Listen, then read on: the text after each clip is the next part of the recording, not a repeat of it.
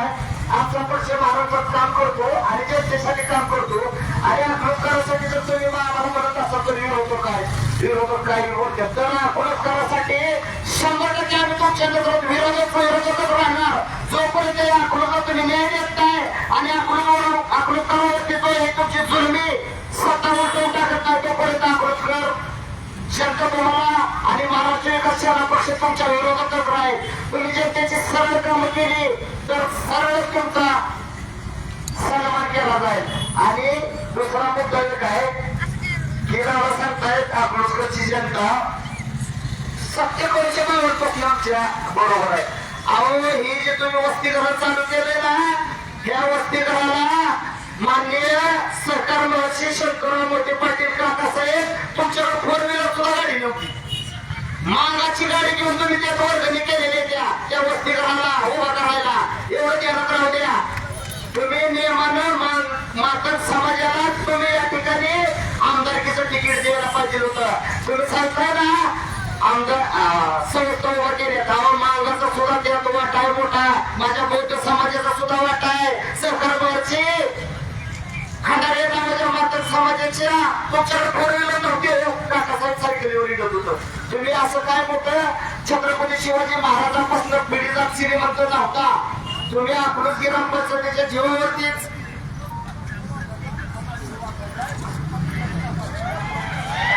आणि राहिला विषय असा आहे भाषणाला वेळ होतोय बोलायचं बरंच होत आहे तर एक असा विषय झाला की मी सदवर चौकाकडे चाललो होतो आणि गोमटेशपाशी मला काहीतरी पेन का काहीतरी घ्यायचा होता मी गोमटेशपाशी गेलो तर बाहेरगावावर ना माझी एक माता भगिनी असते आणि तिला काय आता हो का नैसर्गिक गोष्टी असते त्या माझ्या माता भगिनीला वॉशरूमला जायचं होतं मग तिथेच त्यांनी जे विकास केलेल्याचं एक आदर्श म्हणून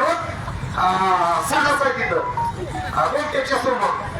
माझं तर असं म्हणलं की मोदी साहेबांना हे अकलूजचं जे आहे का नाही शौचालय ते आदर्श शौचालय म्हणून देशाच्या कुठंतरी ह्याच्यावर शहरात म्हणून चिटकावं इतकं मोठं विकासाचं फोटो उदाहरण आहे तिथं माझी माता भगिनीला वॉशरूमला जायचं होतं बिचारीला माझ्या माता भगिनीला तर ते शौचालय पुरुषाचं आहे बाहेरगावची माझी माता भगिनी होती आणि तिला तिथं नगरीला जायचं होतं वॉशरूमला जायचं होतं तर ती माता भगिनी माझी त्या पुरुषाच्या शौचालय संडासामध्ये गेली तिथं वॉशरूम साठी आणि तिला नंतर कळलं की हे पुरुषाचं वॉशरूम आहे संडास आहे ती माता भगिनी माझी तिथून निघून आली आणि त्या माता भगिनीला मी सांगितलं मावशी तिकडे जावा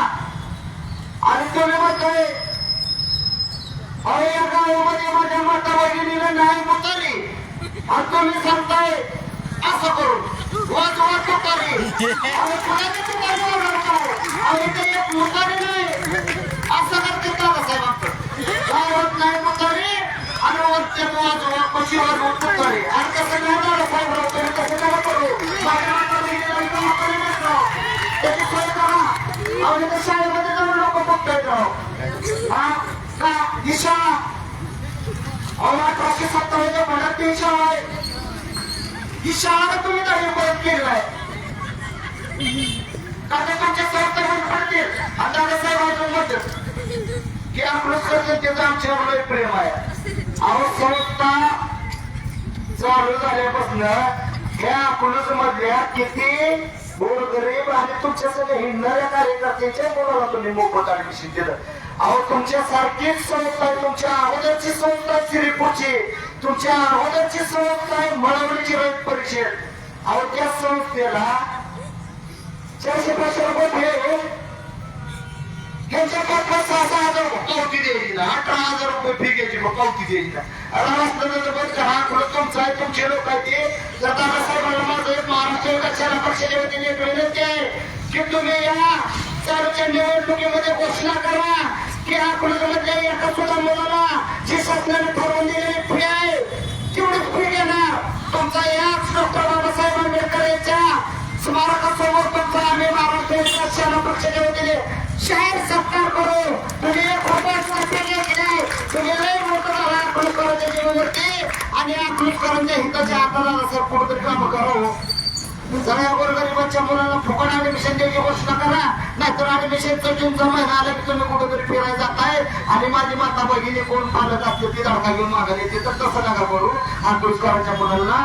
मोफत ऍडमिशन द्या एवढीच विनंती करतो. आणि महाराष्ट्र विकास पक्षाचे सर्व उमेदवार नगराध्यक्ष पदाचे 16 मागणीसाठी असतील आणि बाकीचे उमेदवार असतील त्या पुरस्काराचे हक्कासाठी उभा राहिलेले उमेदवार आहेत, पुरस्काराच्या स्वाभिमानासाठी उभा राहिलेले उमेदवार आहेत. त्यांचे चिन्ह नारळ आहे, ते नारळाचं चिन्ह दाखवून तुम्ही पुरस्काराचा हक्क अधिकार